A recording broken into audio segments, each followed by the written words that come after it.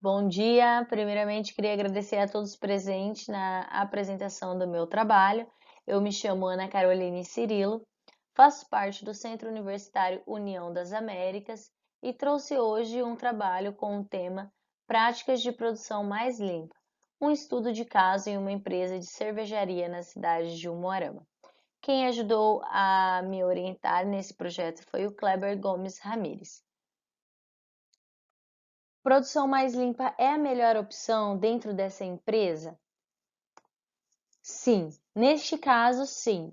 Por conta de ser uma microempresa, por conta da sua produção não ser de grande escala, então a melhor técnica a ser utilizada é a produção mais limpa, onde tem um tempo menor para ser implementada e também ela é mais fácil de ser reestruturada, né? Como é uma empresa que já está em andamento, a gente não pegou desde ali do início da sua construção, da sua formulação de ideias, então a produção mais limpa ela chega assim encaixando perfeitamente nesse tipo de empresa.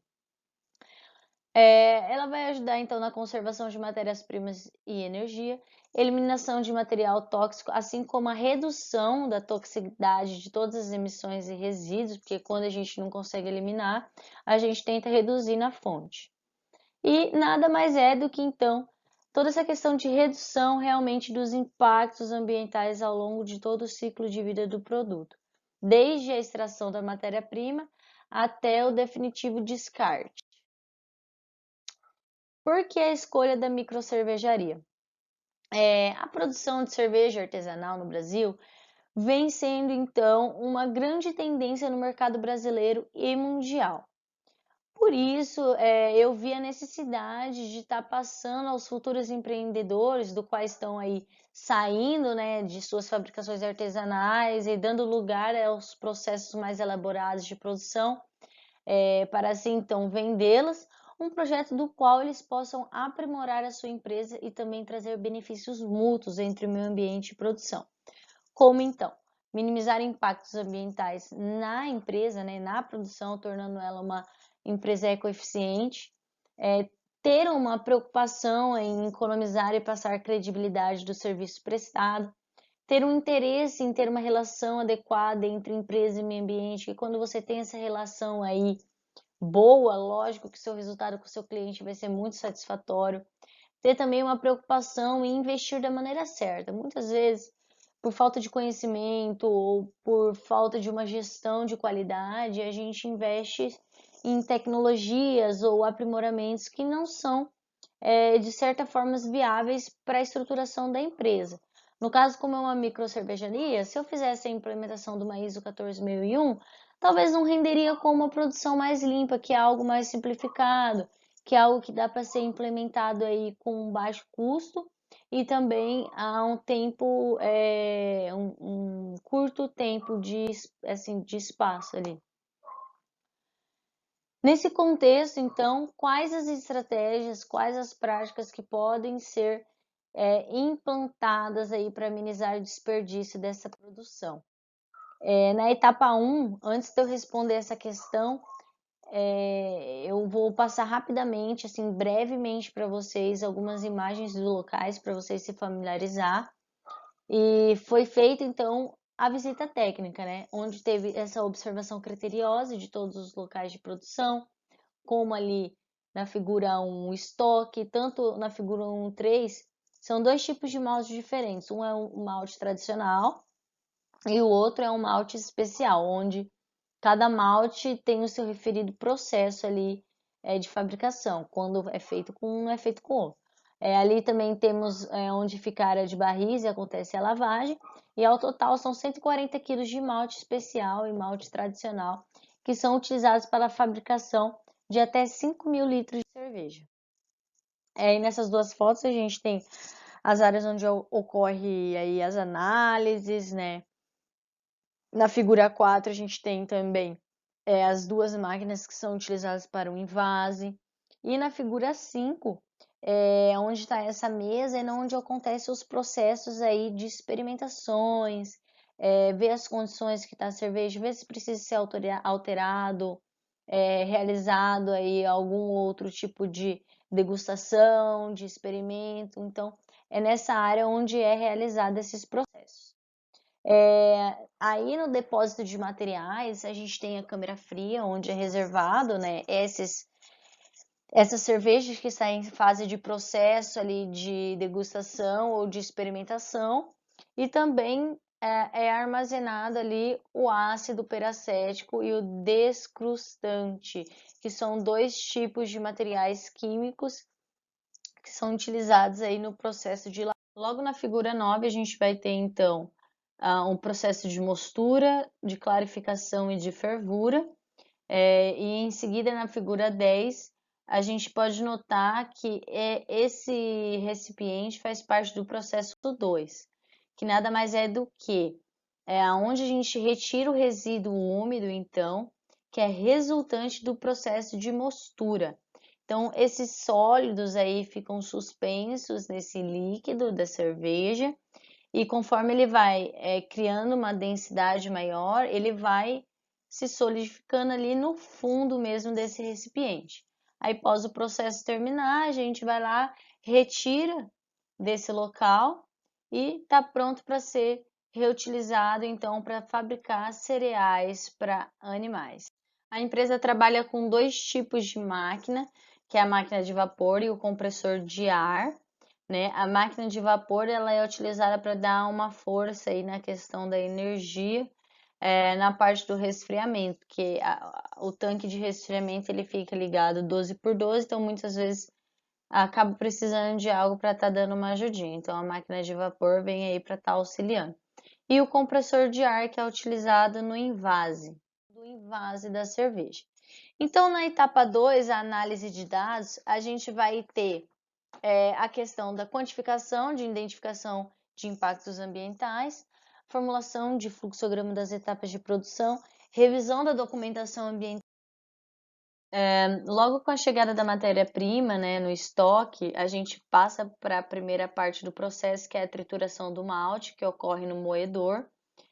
Logo teremos resíduos do malte triturado, que cai no chão e vai direto para o lixo comum. Temos também resíduos das embalagens plásticas e os sacos de malte, tanto do malte especial quanto do malte tradicional. Depois passamos para o processo de mostura, onde vamos ter o resíduo também gerado dessa mostura, que é aquele que eu mostrei para vocês, né? O resíduo mais úmido, que é reaproveitado para a fabricação de cereais de animais. Na terceira fase do processo, temos a clarificação e logo em seguida a fervura. Essa parte do processo, clarificação para fervura, então a gente vai ter também outro tipo de resíduo, que é o trub, o farelo pastoso, que também é utilizado para a fabricação de cereais de animais. Também temos muitas vezes nesse processo a questão da adição do lúpulo a seco, porém é específico em algumas cervejas só, não são todas, e ainda está em teste. Não tem como reutilizar esse resíduo, então ele também é descartado de maneira irregular. Esse trub ele chega a ser de 30 a 50 litros por produção, e o fermento ele chega a ser 50 litros a cada 2 meses.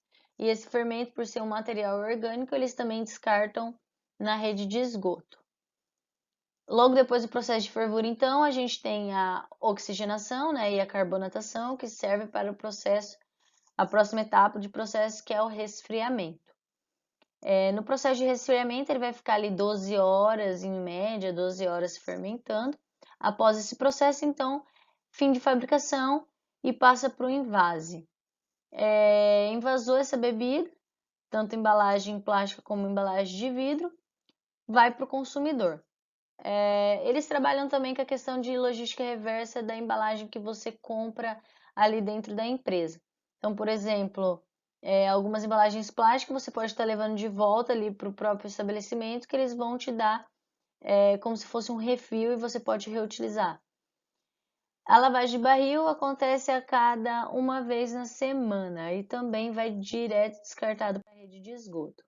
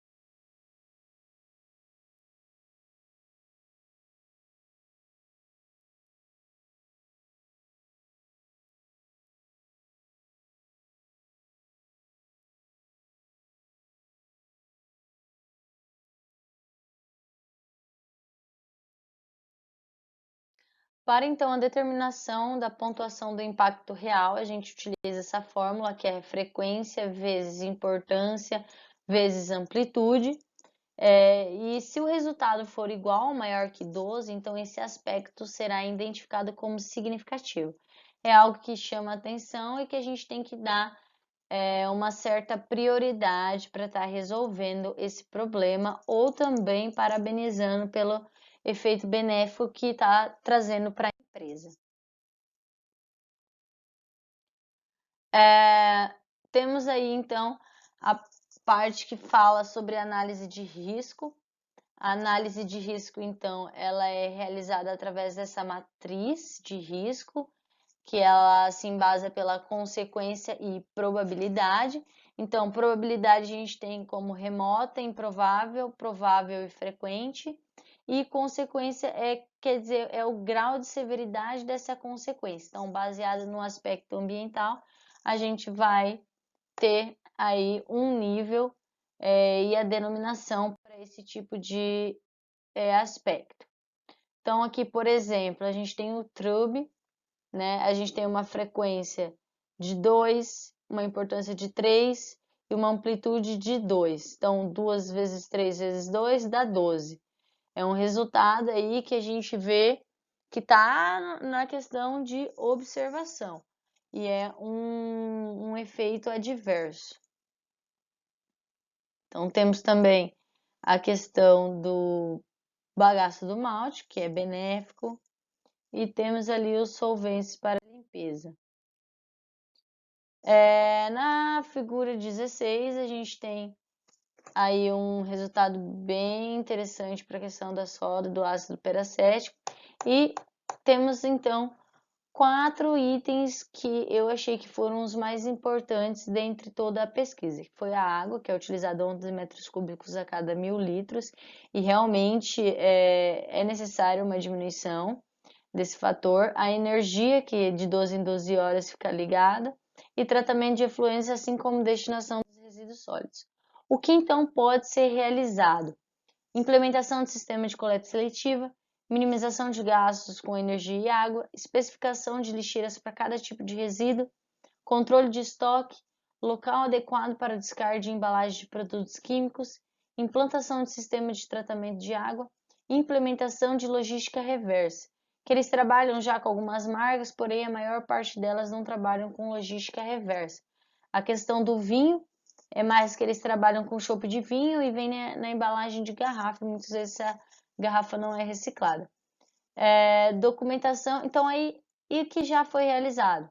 As documentações estão de acordo, reaproveitamento das embalagens, reaproveitamento do bagaço do trube, reaproveitamento de leveduras, cardápio de papel, embalagens para envases de vidro e de plástico e reaproveitamento das meias. Encerro aqui exemplificando com essa foto o processo de trabalho em equipe e também a produção mais limpa.